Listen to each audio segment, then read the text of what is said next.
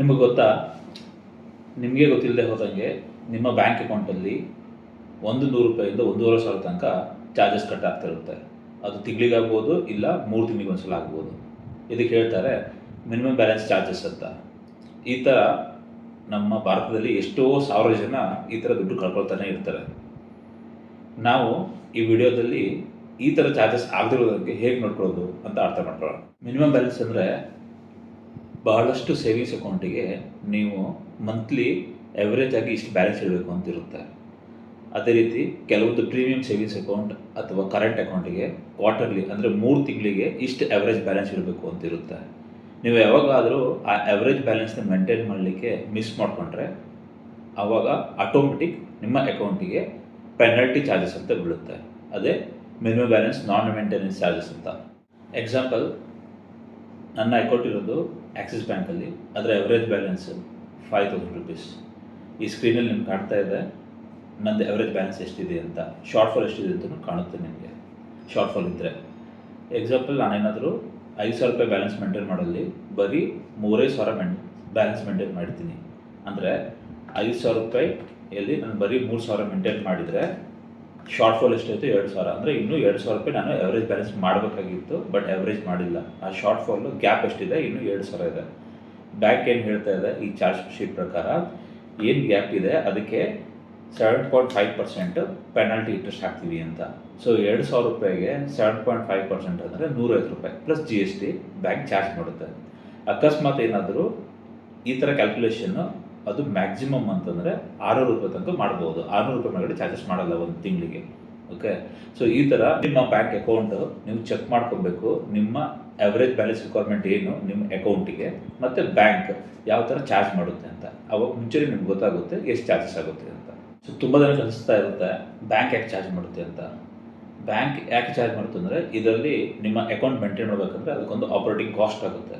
ಆ ಕಾಸ್ಟ್ಗೆ ಕವರ್ ಮಾಡಲಿಕ್ಕೆ ಇಷ್ಟು ಬ್ಯಾಲೆನ್ಸ್ ಇಡಲೇಬೇಕು ಅಂತ ಇರುತ್ತೆ. ಇಲ್ಲಾಂದರೆ ನೀವು ಇಷ್ಟು ಚಾರ್ಜ್ ಕಟ್ಟಬೇಕು ಅಂತ ಬ್ಯಾಂಕ್ ಮುಂಚೆನೇ, ನೀವು ಅಕೌಂಟ್ ಓಪನ್ ಮಾಡೋಕ್ಕಿಂತ ಮುಂಚೆನೇ ನಿಮಗೆ ಎಲ್ಲ ಡಿಟೇಲ್ ಆಗಿ ಹೇಳಿರುತ್ತೆ. ನಾರ್ಮಲಿ ಇದು ಚಾರ್ಜಸ್ ಯಾರಿಗಾಗುತ್ತೆ ಅಂದರೆ, ಯಾರ್ದಾರ್ದು ಸ್ಯಾಲ್ರಿ ಅಕೌಂಟ್ ಇರುತ್ತೆ, ಆ ಸ್ಯಾಲ್ರಿ ಅಕೌಂಟು ಅವ್ರ ಕೆಲಸ ಬಿಟ್ಟು ಬೇರೆ ಕಡೆ ಜಾಯ್ನ್ ಆದ ಕೂಡಲೇ ಆ ಸ್ಯಾಲ್ರಿ ಅಕೌಂಟ್ ಆಟೋಮೆಟಿಕ್ಕಾಗಿ ಸೇವಿಂಗ್ಸ್ ಅಕೌಂಟ್ ಕನ್ವರ್ಟ್ ಆಗಿರುತ್ತೆ. ಅಂಥವ್ರಿಗೆ ಚಾರ್ಜಸ್ ಆಗುತ್ತೆ. ಮತ್ತು ಯಾವ್ದಾದ್ರು ಹೊಸದಾಗಿ ಬಿಸ್ನೆಸ್ ಮಾಡಿರ್ತಾರೆ, ಅವ್ರ ಹತ್ರ ₹10,000 ಅಥವಾ ₹25,000 ಎವರೇಜ್ ಬ್ಯಾಲೆನ್ಸ್ ಕರೆಂಟ್ ಅಕೌಂಟಿಗೆ ಬೇಕಾದಷ್ಟು ಬ್ಯಾಲೆನ್ಸ್ ಇಡೋಕ್ಕಾಗಿರಲ್ಲ. ಇರೋಷ್ಟು ದುಡ್ಡನ್ನ ತೊಗೊಂಡು ಅವ್ರು ಯೂಸ್ ಮಾಡಿ ಬಿಸ್ನೆಸ್ ಮಾಡ್ತಾ ಇರ್ತಾರೆ ಅಂಥವ್ರಿಗೆ. ಮತ್ತು ಕೆಲವೊಬ್ಬರಿಗೆ ಗೊತ್ತಿರೋದಿಲ್ಲ ಇಷ್ಟೇ ಬ್ಯಾಲೆನ್ಸ್ ಇಡಬೇಕು ಅಕೌಂಟಲ್ಲಿ ಇಟ್ಕೊಂಡು, ದುಡ್ಡು ಬಂದ ಕೂಡಲೇ ತೆಗೆದು ಯೂಸ್ ಮಾಡ್ಕೊಂಡ್ಬಿಡ್ತಾರೆ. ಅಂಥವರಿಗೆಲ್ಲ ಇದು ನಾರ್ಮಲಾಗಿ ಚಾರ್ಜಸ್ ಆಗ್ತಾ ಇರುತ್ತೆ.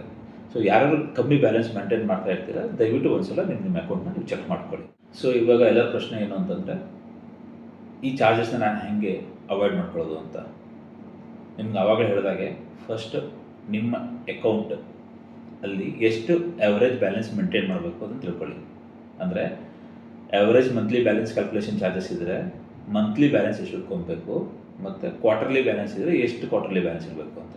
ಎಕ್ಸಾಂಪಲ್ ನಿಮ್ಗೆ ಆವಾಗಲೇ ಹೇಳಿದೆ, ನನ್ನ ಸೇವಿಂಗ್ಸ್ ಅಕೌಂಟ್ ಆಕ್ಸಿಸ್ ಬ್ಯಾಂಕಲ್ಲಿ ಎವರೇಜ್ ಮಂತ್ಲಿ ಬ್ಯಾಲೆನ್ಸ್ ₹5,000 ಇಡಬೇಕು. ಸೊ ಅದು ನನಗೆ ಗೊತ್ತು. ಈಗ ನಾನು ಎವರೇಜ್ ಆಗಿ ಪ್ರತಿದಿನ ಅಕೌಂಟಲ್ಲಿ ₹5,000 ಬರಬೇಕು ಅಂತ ಹೇಳ್ಕೊಂಡು. ಕೆಲವೊಬ್ರು ಕರೆಂಟ್ ಅಕೌಂಟ್ ಇರುತ್ತೆ, ಅಲ್ಲಿ 10,000 ಇಲ್ಲ 25,000 ಆ ಥರ ಇರುತ್ತೆ. ಅದನ್ನು ನೀವು ಚೆಕ್ ಮಾಡ್ಕೊಬೇಕು. ಚೆಕ್ ಮಾಡಿಕೊಂಡು ನಿಮ್ಮ ಬ್ಯಾಂಕ್ ಸಾಫ್ಟ್ವೇರಲ್ಲಿ ಅದು ಎವರೇಜ್ ಬ್ಯಾಲೆನ್ಸ್ ಇನ್ನು ಶಾರ್ಟ್ ಫಾಲ್ ಎಷ್ಟು ಮೇಂಟೈನ್ ಮಾಡಬೇಕು ಅಂತ ತೋರಿಸ್ತಾ ಇಲ್ಲ ಅಂತಂದರೆ, ಒಂದು ಕೆಲಸ ಮಾಡಿ, ನೀವು HDFC ಬ್ಯಾಂಕ್ದು ಇಲ್ಲ ICICI ಬ್ಯಾಂಕ್ ವೆಬ್ಸೈಟಿಗೆ ಹೋದರೆ ಈ ಥರ ನಿಮಗೊಂದು ಎವರೇಜ್ ಬ್ಯಾಲೆನ್ಸ್ ಕ್ಯಾಲ್ಕುಲೇಟರ್ ಶೀಟ್ ಸಿಗುತ್ತೆ. ಅದರಲ್ಲಿ ನೀವು ಪ್ರಾಡಕ್ಟ್ ಏನಾದ್ರು ಹಾಕ್ಕೊಳ್ಳಿ. ಫಸ್ಟ್ AMB ಏನಿದೆ ಅಂತ ಹೇಳಿದ್ರೆ, AMB ಅಥವಾ AQB ಏನಿದೆ ಅದನ್ನು ಹಾಕ್ಕೊಳ್ಳಿ ನೀವು ರೈಟ್ ಸೈಡಲ್ಲಿ.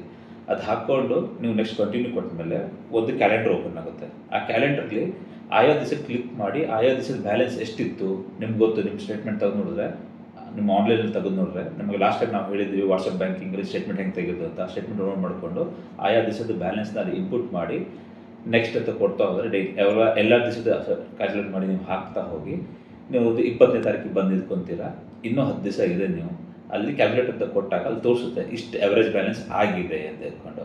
ಅವಾಗ ಕೆಳಗಡೆ ಶಾರ್ಟ್ ಫಾಲ್ ತೋರಿಸುತ್ತೆ ಎಷ್ಟಿದೆ ಅಂತ. ಶಾರ್ಟ್ ಫಾಲ್ ಏನು ತೋರಿಸ್ತಾ ಇಲ್ಲ ಅಂತಂದರೆ ನಿಮ್ಮದು ಎವರೇಜ್ ಬ್ಯಾಲೆನ್ಸ್ ಕವರ್ ಆಗಿದೆ, ಇನ್ನೂ ಬ್ಯಾಲೆನ್ಸ್ ಇಡೋ ಅವಶ್ಯಕತೆ ಇಲ್ಲ ಅಂತ.